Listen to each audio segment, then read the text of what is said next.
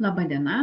Taigi tęsime mūsų teorinės paskaitos ciklą, kurios tematika yra įsiminimo mechanizmo modeliai. Ir šiandieną šiuos įsiminimo mechanizmus norėčiau pristatyti būtent kalbant apie mokymosi dalykus, apie konkrečiai mokymosi procesus ir atsakyti į vieną iš tokių klausimų, kas vyksta smegenyse būtent mokymosi metu, ar ne? Tai, žinoma, kaip mes daug kartų esam kalbėję, tai mes gauname galvos smegenys gauna dirgiklį, kažkokį tai dirgiklį, ar ne? Ir, žinoma, mes turime limbinę sistemą, kuri ir patikrina, kiek tas dirgiklis yra svarbus.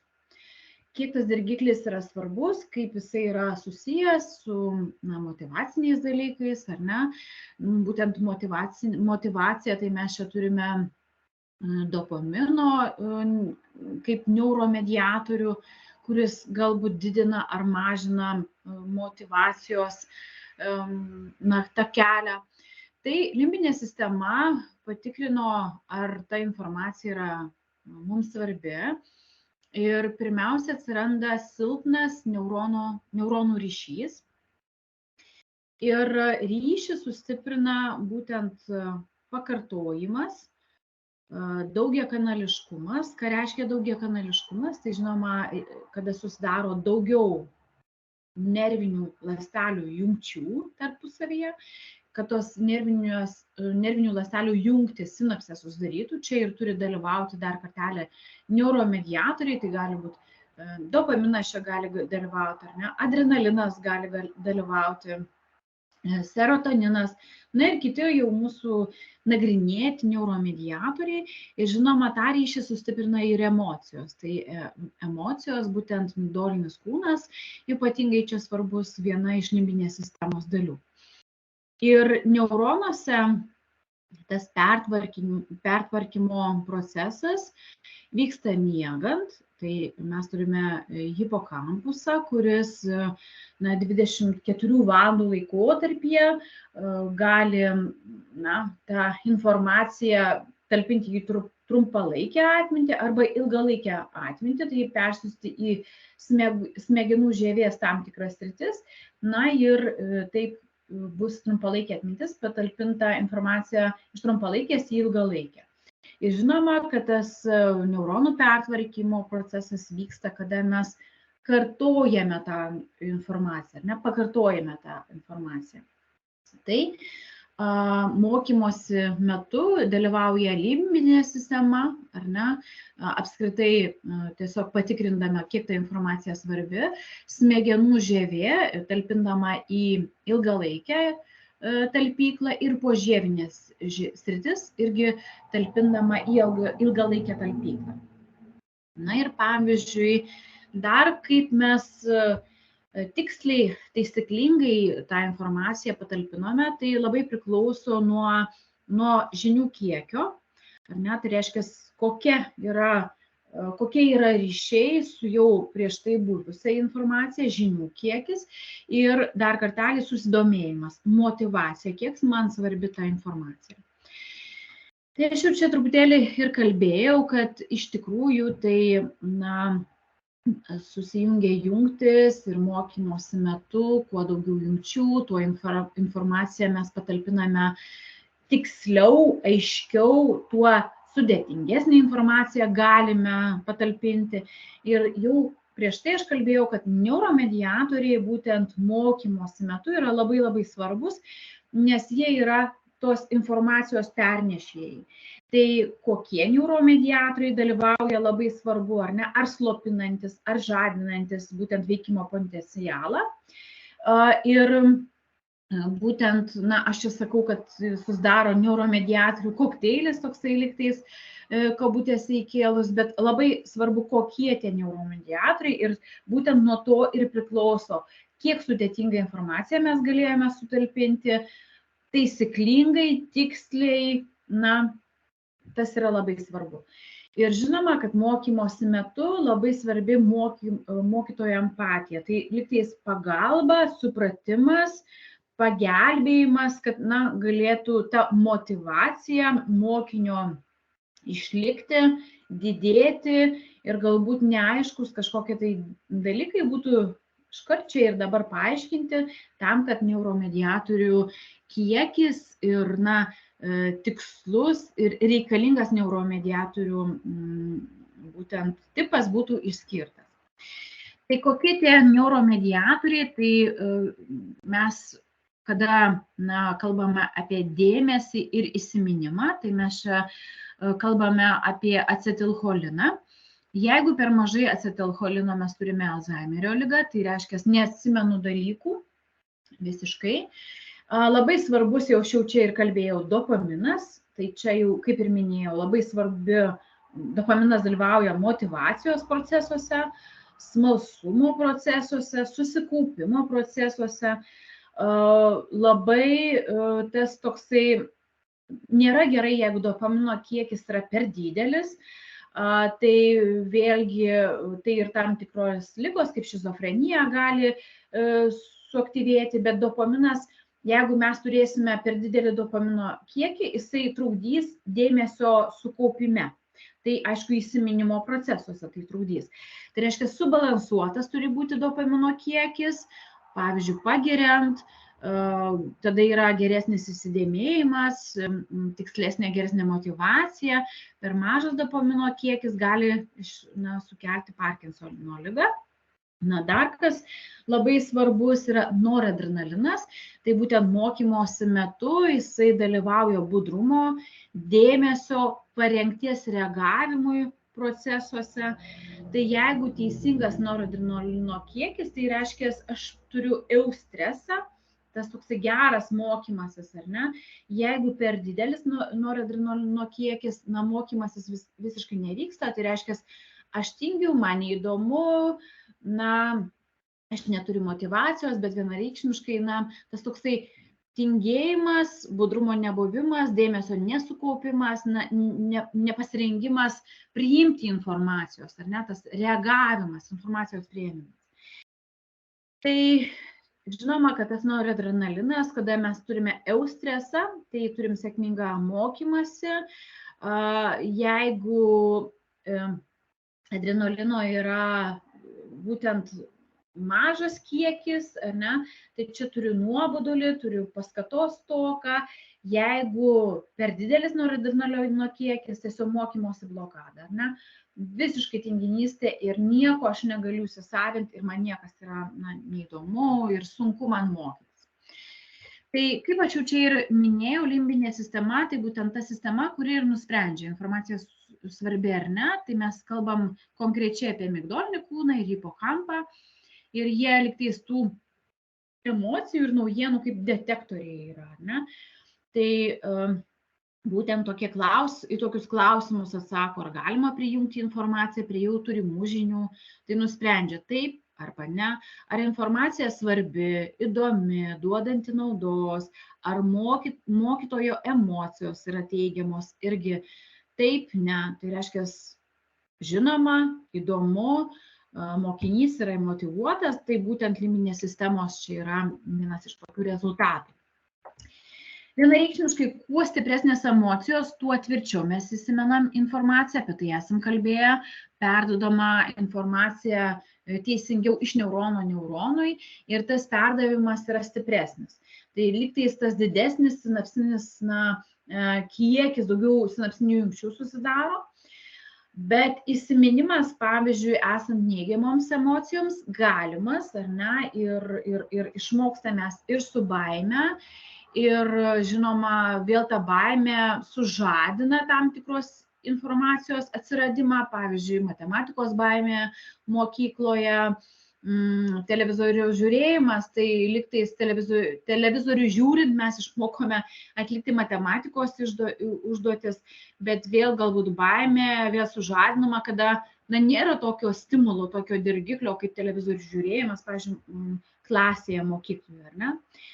Tai baimė ir kūrybiškumas, reiktų atminti tai, čia yra visiškai nesuderinami dalykai, neįmanoma būti kūrybiškam, turėti kūrybinį problemos sprendimą, jeigu jaučiame baimę. Teigiamos emocijos, tada išsiskiria dopaminas ir endogeniniai opioidai, kurie būtent tą informaciją perduoda tiesiogiai į prefrontalinę žievės dalį. Ir čia mes labai stipriai pagerinam tą mokymosi gebėjimą, pasirengimą priimti informaciją, mus tai motyvuoja jaustis gerai. Ir būtent tai skatina kūrybiškumą, ar ne, kada kūnas yra atsipalaidavęs, kada kraujo spaudimas yra normalus, mažas, baimės centrai užslopinti, streso hormonai neišsiskiria. Žinoma, mes tai turim kūrybiškumą. Dar kas įdomu, kad būtent teigiamomis emocijomis oksitocinas išsiskiria, dar vienas iš neuromediatorių, ir jisai tą ir duoda kūno atsipalaidavimą, būtent kraujo spaudimo mažinimą, baimės centrų slopinimą.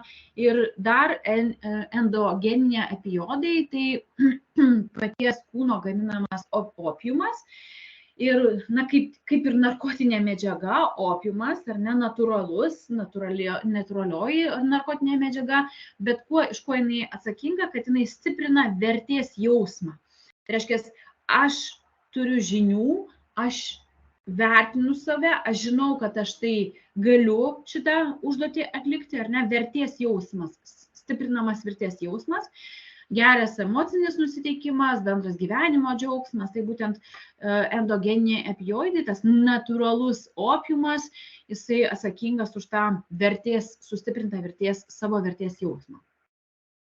Aš kaip ir sakiau, kad mes būtinai mokymosi metu turim turėti motivaciją, ir tą motyvacinę sistemą tokie neuromediatoriai sudaro, kaip didžiausias neuromediatorius, žinoma, yra dopaminas, tada endogeninių opioidų ir oksitocino tarpusavio sąveika.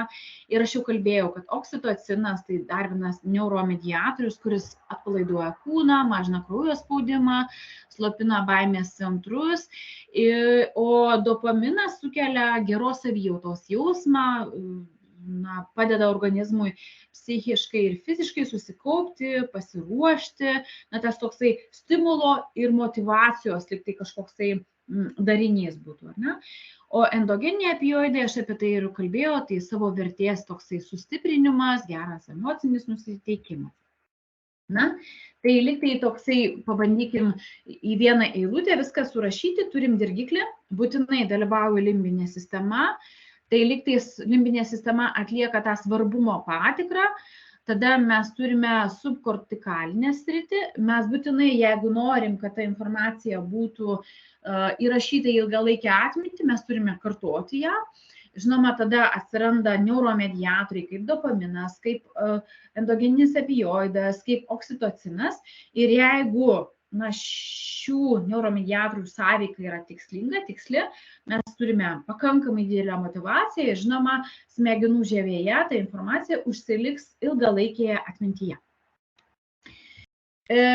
Mokymosi procesui limbinė sistema visiškai nesipriešina, tai būtent judėjimas labai padeda mokymosi procese. Kodėl? Todėl, kad judėjimo metu išsiskiria tokie neuromediatoriai kaip serotoninas, dopaminas ir noradrenalinas, jau mūsų tikrai minėti.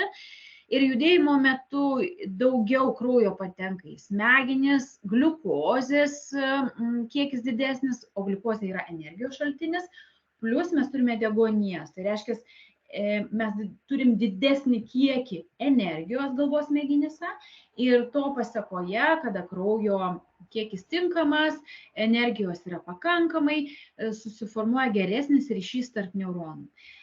Koks rezultatas?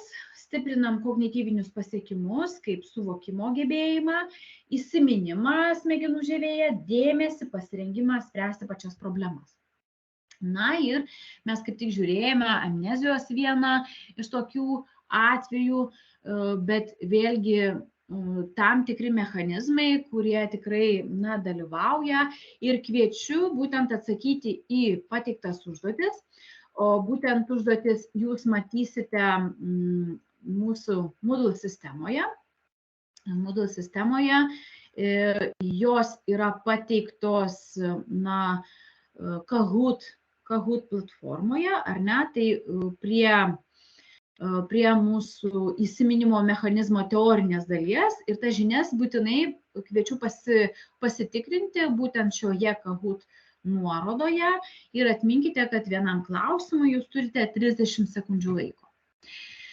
Taigi, žinias pasitikrinę, kviečiu tęsti bent jau paskaitą ir apie ką dar labai noriu pakalbėti, tai mes jau kaip tik kalbėjomės ir jau atsakėme tą klausimą, kad asmenys iš tikrųjų tą patį įvykį gali atsiminti visiškai skirtingai, labai skirtingai, ar ne, tai lygtais toksai, pakartojimas, kad reiškia atminties kodavimas yra visiškai skirtingas ir tas priklauso nuo jutiminės informacijos, ar ne. Ir žinoma, labai svarbu atminties saugojimas, tai kas, pirmiausia, jinai juk užkoduojama trumpalaikėje atmintyje. Ir trumpalaikiai prisiminimai greitai suyra, tai dar kartelį tas atminties saugojimas, limbinė sistema čia dalyvauja, neuromediatoriai jungiasi, ar ne, tai jie keliaus į ilgalaikę atmintį tą informaciją, ar ne. Tai mes jau išsiskyrėm tos neuromediatorius, jų sąveikas, kad iš tikrųjų informacija patektų į ilgalaikę atmintį. Ir prisiminimų tas atgavimas, tai vieni žmonės įvykius gali sujungti vieną su kitu, ar ne, lygtais turi faktinę informaciją, bet jiems labai sunkiai sekasi tos įvykius, tą informaciją sujungti į vieną visumą, ar ne. Prisiminimus sunku atgaivinti, prisiminti, ar ne, galbūt dėl sveikatos, dėl apskritai kažkokios įtakos, galbūt emocinės kažkokios situacijos, kad sunku tas prisiminimus atgaivinti ir juos sujungti į vieną visumą. Ir mes turime tokią dalyką kaip navigacija, ne? Navigacija galvos smegenyse ir naviguoti tai yra gebėti, nepasiklysti naujoj kažkokioj tai aplinkoj ar netgi senojoj aplinkoj mums padeda deklaratyvinė atmintis. Ir būtent deklaratyvinėje atmintyje mes turime centrus, kurie atsakingi už navigacijos funkcijas. Ne? Tai dėl deklaratyvinės atminties mes turime epizodinę atmintį ir erdvinę atmintį. Tai kokios tos galvos smegenų dalis ir kokie tie centrai, tai žinoma hipokampas, ar ne, kuris atsakingas už trumpalaikę atmintį. Ir mes turim retrosplenialinę žievę. Ir hipokampusą jau puikiai žinote, kuris dar kartelį tą talpinimą iš trumpalaikės į ilgalaikę yra atsakingas, gali atlikti, ar ne. Ir tai yra vienas iš svarbiausių atminties elementų, atrodo lygtais į vandens arkliuką panašus savo išvaizdą. Ir būtent hipokampusas padeda suprasti mums erdvę, tai yra susiorientuoti ir būtent jo aktyvumas padidėja, kada mes norime surasti kažkokią tai vietą, objektą, ar ne, o galbūt apskritai esame tam tikroje patalpoje ir mes turim susiorientuoti, ar ne, ar tai visiškai nauja mūsų patalpa, ar tai sena mūsų patalpa, tai mes galim įsivaizduoti, kad būtent hipokampuso pagalba lygtai sudaromas toksai kognityvinis žemėlapis, ar ne? Tai objektas yra toksai objektas kairėje pusėje, dešinėje, per vidurį, tokios spalvos, tokios, reiškia, tokios rūšies, tokios formos, tokios spalvos, sudaromas žemėlapis, ar ne? Tai kada aktyvumas hipokampuso padidėja, ir yra sudaroma žemėlapis, ta informacija saugoma deklaratyvioje atmintyje. Ir būtent čia, kokių principų dar nėra aišku, vis dar mokslininkai svarsto, bet būtent pažeidus hipokampusą, mes dalį atminties sutrikimų tikrai galime turėti, tai vienareikšmiškai lygtai tas navigavimas erdvėje, ar ne? Ir mes turime retrosplenialinę žievę, tai čia yra tam tikro aktyvumo sritis, kur žinoma, nes sudaryti žemėlapį nėra taip paprasta, ar ne, tai reiškia, mums reikia ir vizualinę informaciją išanalizuoti, ir galbūt girdimąją informaciją išanalizuoti, jutiminę informaciją, kad formas įgyti ar ne išanalizuoti. Tai retrospinalinė žievė tai surenka iš visų galvos smegenų sričių šitą reikalingą informaciją, kad turėti tą tinkamą aiškų žemėlapį. Tai būtent jinai atsakinga už navigaciją, už deklaratyvinės atminties patalpinamą tos informacijos ir, na, žinoma, įrašant tos įvairiausius orientyrus, ar ne, tai kurioj vietoj, koks tai objektas, kokio dydžio, kokios spalvos, na ir taip toliau, ar ne. Tai reiškia, orientyrus surašo būtent, orientyrus. Na, įdomu tai, kad vyksta įvairiausi pasaulio atminties čempionatai ir įvairiausios formos tos atminties čempionatai vyksta. Na ir žinoma, dėkoju už dėmesį ir dar kartelį kviečiu žinias būtent ir pasitikrinti savo Moodle sistemoje, būtent naudojant Kahoot platformoje, kur rasite prie teorinės dalies. Sėkmės!